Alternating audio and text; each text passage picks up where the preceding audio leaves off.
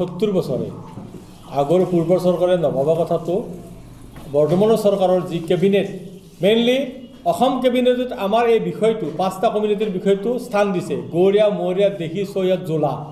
এই আমাৰ অসম কেবিনেটৰ যি সতীৰ্থ মন্ত্ৰীসকল আছে এই সতীৰ্থ মন্ত্ৰীসকলক আমি আজি এই সংবাদমেলৰ জৰিয়তে আমাৰ অসম গৌৰীয়া পৰিষদৰ ফালৰ পৰা ধন্যবাদ জনাইছোঁ এইকাৰণেই পূৰ্বৰ চৰকাৰত আমি এই দাবীটো 2000 চনতে উত্থাপন কৰিছিলোঁ কিন্তু আগৰ চৰকাৰত কোনো কেবিনেটে এইবোৰ বিষয়টো স্থান পোৱা নাছিলে কেবিনেট মন্ত্ৰীসকলেও আগৰ মুখ্যমন্ত্ৰীক অন্ধকাৰত ৰাখিছিল কিন্তু বৰ্তমানৰ মুখ্যমন্ত্ৰী ডক্টৰ হেমন্ত বিশ্ব শৰ্মা ডাঙৰীয়াৰ নেতৃত্বত যি এই 5টা কমিউনিটি মৃতপ্ৰায় অৱস্থাৰ পৰাই তেখেতে যি উদ্ধাৰ কৰিলে আজি যি প্ৰাৰম্ভিক কাম জৰীপৰ কাম এতিয়া আৰ্থসামাজিক জৰীপ আমাৰ আৰম্ভ হ'ব সেইকাৰণে আমি আমাৰ এই সংবাদ মাধ্যমৰ জৰিয়তে ৰাইজক ক'ব বিচাৰিছোঁ এক গুহাৰি পত্ৰৰ জৰিয়তে দি আমি